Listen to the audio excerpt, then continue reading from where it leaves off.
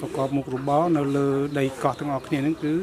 ដល់ពេលខែវស្សាយើងធ្វើស្រែចម្ការធម្មតាហើយដល់ពេលផុត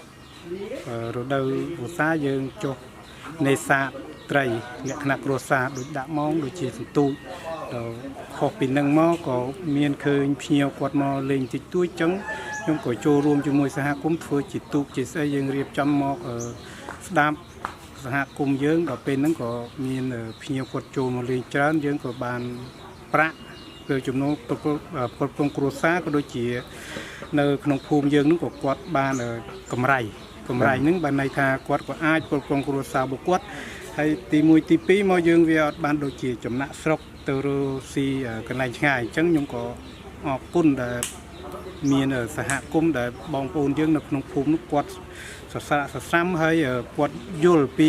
សហគមន៍នឹងរកចំណូលទៅវាបានច្រើនដោយសារភ្ញៀវគាត់មកភ្ញៀវវាមានច្រើនលក្ខណៈភ្ញៀវជាតិអន្តរជាតិហើយ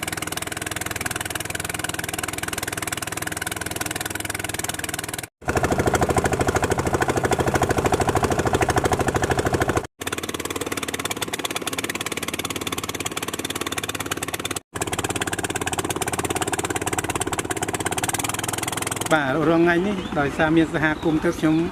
ជាអ្នកបើកទូកជូនភ្ញៀវដើរលេងតាមតំបន់ដែលមានសក្តានុពលកន្លែងណាដែលស្អាត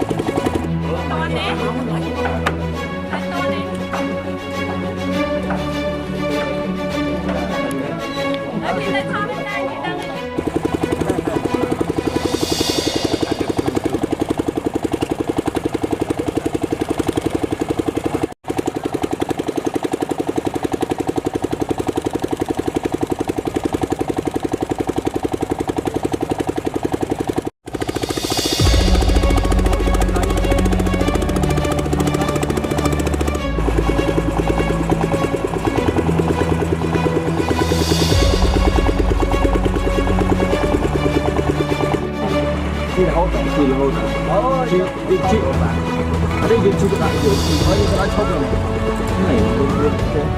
បាទឈប់ណាទៅដល់មកទៅដល់ខាងហ្នឹងមកត្រីមកអូអោទូមកពីនោះហើយពីនោះមកនេះឈប់អាឡែងនេះចាំតែទៅចឹងហ่ะ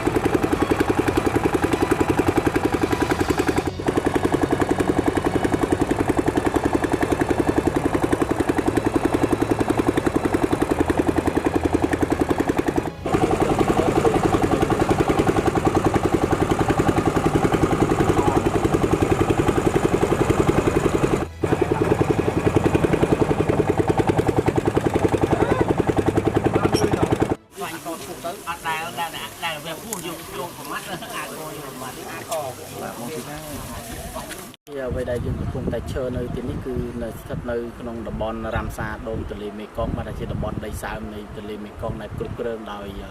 បរិស្ថានបាទហើយនៅក្នុងតំបន់នេះគឺស្ថិតនៅក្នុងសហគមន៍អេកូទេសចរសម្រស់កោះហានទីនេះគឺជាមានទេសភាពស្អាតជាពិសេសនៅក្នុងរដូវប្រាំងបាទដែលយើងគិតថាចាប់ពីពាក់កណ្ដាលខែ11ដល់ខែ6នេះគឺទឹកនៅតំបន់នេះស្អាតដោយលិចចេញផុស ចេញនៅខ្សាច់ដ៏សក្បោះដែលមន្ទីរទេសចរចាត់ទុកថាវាជាដុំជាថាសមុទ្រទឹកសាបបាទខាងមុខគឺថាយើងនឹងមាននៅមួយថារៀបចំជាយុទ្ធនាការគាំទ្រនៅសេវាកម្មស្នាក់នៅរបស់សហគមន៍ទេសចរតាមរយៈការទេសចរស្នាក់នៅនិងបោះជំរំទេសចរបាទដែលយើងបានដាក់យើងជួយគាំទ្រទាំងកិច្ចការការងារអភិរក្សគាំទ្រទៅក្នុងតំបន់នៃបរិស្ថាននេះផងហើយយើងនឹងធ្វើគាំទ្រនៅសេវាកម្មសហគមន៍ដែលគាត់មានរៀបចំជាបោះតង់បោះជំរំហើយនឹងសេវាកម្មដឹកជញ្ជូននេះផងចឹងនិយាយរួមតំបន់នេះគឺជាតំបន់មួយដែលជាតំបន់លោឯកដែលជាតំបន់ទូលបាទមួយគ្មានពីរនៅក្នុង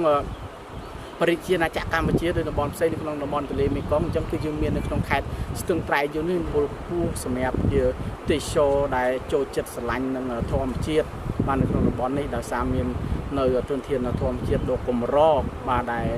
តំបន់ផ្សេងមិនមានតែមាននៅក្នុងតំបន់នេះហើយនឹងប្រភពនៅជីវៈចម្រុះផ្សេងទៀតដែលជាប្រភេទសត្វកម្រនិងជីវៈចម្រុះដ៏កម្រយើងមាននៅក្នុងតំបន់រ៉ាមសារទន្លេមេគង្គនេះអញ្ចឹងជាតំបន់ដែលទាក់ទាញសក្តានុពលមួយខ្ពស់សម្រាប់វិស័យទេសចរបែបធម្មជាតិបាននៅក្នុង